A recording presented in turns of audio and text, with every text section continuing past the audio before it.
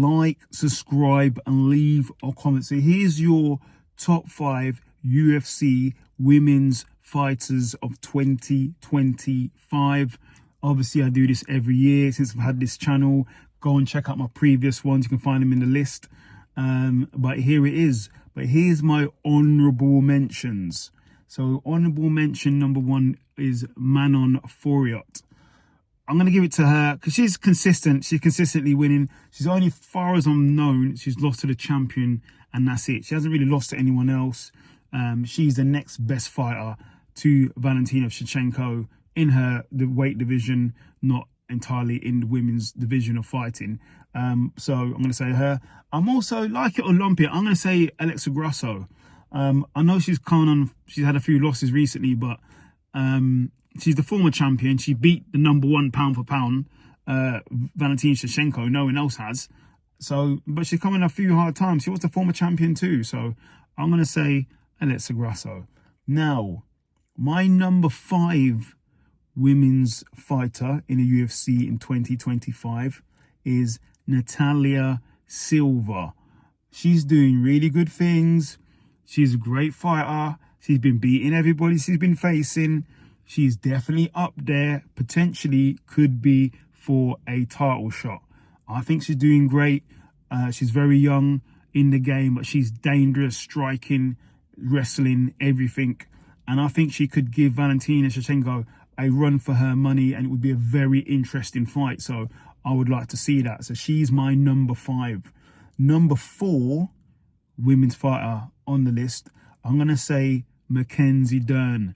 The champion, the strawweight champion. Obviously, she beat Jandroba in a pretty close fight, but she got taken down quite a few times, 9 times, but she was doing a lot of work from the bottom. She became the champion. She won a few fights before that, but she has had losses too. But yeah, she's been stopped. I think previously, she's been stopped once, but she has had a lot of wins too. I think her previous way she was fighting, she was just in a shootout. But she's sort of more refined now. Her boxing's more refined. Her kickboxing's more refined. Her jiu-jitsu is still dangerous, but she's currently the flyweight champion, the strawweight champion. So you have to give it to her. She's doing really good things right now. So we'll see. But we'll see if somebody comes back down for that title. But number 4, I'm giving it to Mackenzie Dern. My number 3 top women's fighter in the UFC, I'm going to say, is Kayla Harrison. Now, her last fight, obviously, she beat Juliana Pena. Dominant fight. Just ran through her. Obviously, she beat Holly Holm before that. And another woman, I can't remember her name. But it was Katella, I think her name was. That was a good fight. That was a close fight. In fact, that was a closer fight. But then the Juliana Pena was just a dominant fight. The reason why she's not as high on this list, because she's not been as active. She's not as active as I'd like to be. Since she's won the title, we haven't seen her. So I'm not sure what's happening when she's fighting next. To talk of her fighting, she's fighting in 324, which has been announced, which is great. Okay, but I can only do for 2025. I think she's only fought once in 2025. I could be wrong, but I don't think she's been as active as she could have been this year. I think she's fought twice, I think. But anyway, but yeah, I'd like to see her be a bit more active, but she's definitely up there. She's doing great things, but let's see if she's still going to have the title against Amanda Nunes. We'll see. Then my number 2 women's fighter in the UFC in 2025, I'm giving to Zhang Weili. Now you might go, she just lost to Valentina. Yeah, but before that, I think she was number 2 ranked pound for pound.